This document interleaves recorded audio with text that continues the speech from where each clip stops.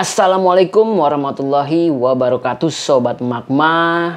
Gimana kabarnya semua? Semoga tetap masih kondisi yang sehat ya. Dan saya doakan semoga hasil panen kalian lancar ya, amin. Dan mudah-mudahan saya bisa berikan lagi ya mengenai manajemen air kolam lele yang memang ini sangat berguna nantinya buat sobat semua ya. Mungkin kalian selama budidaya lele ataupun untuk para pemula ya yang baru memulai usaha budidaya lele, alangkah baiknya ya sobat semua juga harus bisa mengenali yang namanya air kolam lele yang masih bagus ataupun yang sudah jelek ya. Dan ini menentukan keberhasilan budidaya ikan lele kalian ya. Dan di video kali ini saya akan menjelaskan ciri-ciri air kolam lele yang sudah jelek ataupun sudah rusak sobat. Nah, ini berdasarkan apa sobat ya? Jadi ini berdasarkan warna air kolam lele yang mungkin ya sobat semua belum terlalu memperhatikan ya yang namanya warna air kolam lele yang sudah rusak tuh sebenarnya bisa nggak sih dicirikan. Nah, atau yang masih bagus ya seperti apa gitu ya. Nah, di sini saya akan bongkar lagi buat sobat semua. Untuk itu ikuti video ini ya, jangan skip, oke? Dan tonton videonya setelah yang satu ini tentunya sobat, oke?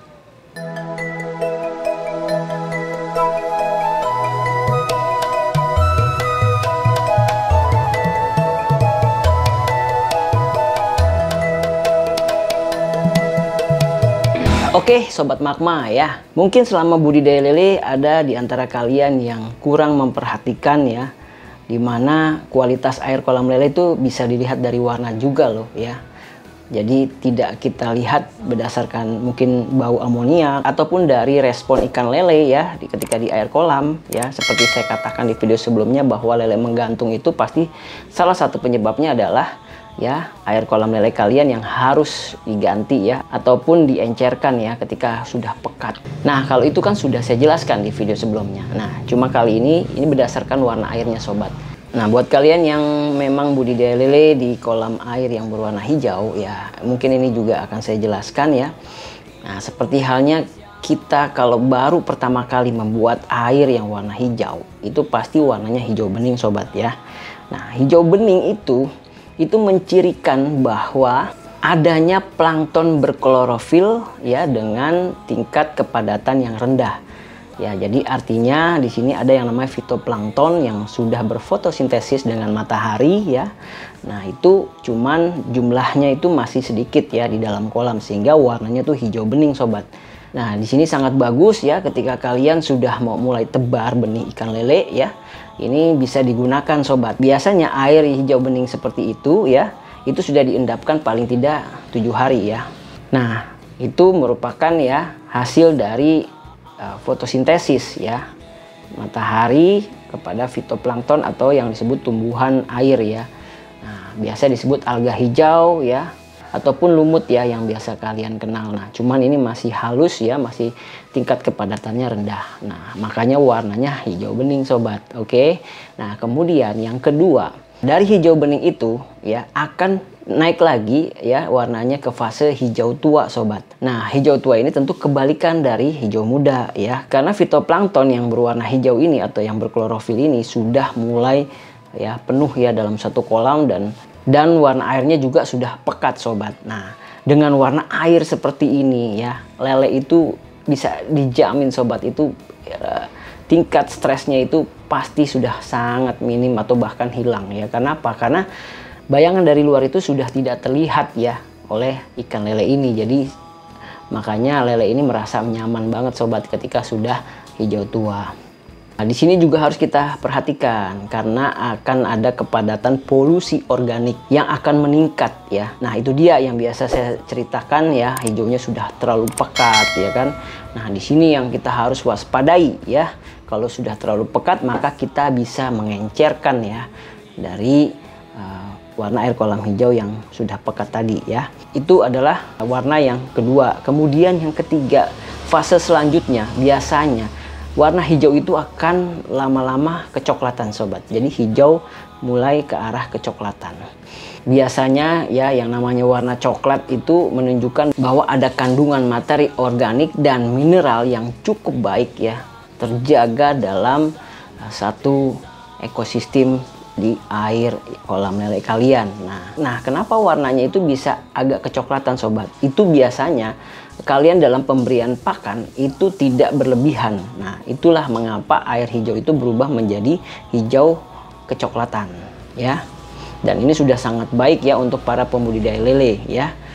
Nah, kemudian fase yang selanjutnya itu warnanya itu sudah berubah menjadi kecoklatan. Dan biasanya ini buat para pembudidaya lele yang sistem bioflok biasanya akan ketemu warna seperti ini. Nah, warna seperti ini akan ada ya sejalannya dengan kalian terus memberi pakan yang tidak berlebihan seperti tadi, dan juga ada kandungan dari, biasanya untuk menggunakan bakteri biasanya menggunakan juga yang namanya molase, dan di sini adalah sebagai sumber karbohidrat. Dan hal inilah yang menjadi indikator bahwa ada perubahan dominasi dari yang namanya fitoplankton menjadi mikroba bakteri sobat ya. Itulah mengapa warnanya berubah menjadi coklat. Jadi sudah ada yang mendominasi ya. Artinya fitoplanktonnya tadi sudah mulai hilang dan berubah menjadi mikroba bakteri yang akan berfungsi ya di sistem budidaya lele kalian ini. Kemudian balik lagi pada inti dari video kita ini, yaitu bagaimana sih ciri-ciri air kolam lele ya yang sudah jelek ataupun rusak berdasarkan warnanya. Nah, warna air kolam lele ya menurut pengalaman kita di Petani Magma yang sudah jelek ataupun rusak itu warnanya akan berubah menjadi pucat atau keputihan. Contoh, jika kalian menggunakan air kolam yang berwarna hijau, maka hijaunya berubah menjadi hijau pucat atau hijau keputihan ya.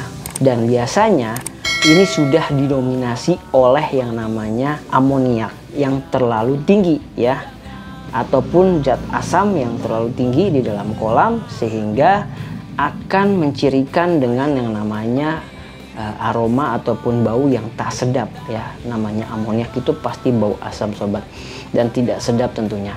Nah, ini ibarat kata ya, baik itu fitoplankton ataupun tadi kalau misalkan berwarna coklat juga sama ya, coklat pucat atau coklat keputihan, itu biasanya tingkat populasinya sudah semakin berkurang ya, dan tidak mampu menahan yang namanya amoniak sobat. Makanya warnanya jadi ya hijau keputih-putihan ya, pokoknya hijau pucat ataupun coklat pucat. Nah, ini yang sobat semua harus bisa melihat dari sisi warna ya, dimana air yang sudah rusak atau jelek itu menurut pengalaman kita seperti itu sobat. Tapi ya, kesimpulannya untuk semua ini, warna tetap tidak bisa menentukan kualitas air kolam lele kalian bagus atau sudah jelek ya. Tolong digarisbawahi sobat ya. Jadi kuncinya itu tetap ya, kita harus lihat yang namanya respon ataupun rasa nyaman dari si ikan lele itu di dalam air kolam lele kita ya. Itu poin yang paling harus kalian tetap pegang, nomor satu ya. Nomor dua, boleh kalian bisa lihat apakah benar ya air kolam lele yang akan tiba-tiba bau tak sedap ya, warnanya seperti apa, kalian lihat, kalian pelajari. Warna juga sebenarnya bisa mempengaruhi ya, tapi jangan dijadikan patokan yang utama ya. Tetap dari ikan lele lah patokan utama ketika kualitas air kolam lele kita masih bagus atau sudah jelek. Seperti itu ya sobat Magma, semoga bisa dipahami. Jika ada pertanyaan boleh langsung aja tanya di IG Petani Magma. Terima kasih, saya Kang Henry. Jangan lupa like, comment, share, dan subscribe untuk mendukung channel kita. Dan mudah-mudahan info yang saya bagikan kali ini bermanfaat buat sobat semua. Terima kasih. Wassalamualaikum warahmatullahi wabarakatuh. Ayo mandiri bersama Petani Magma, kita ciptakan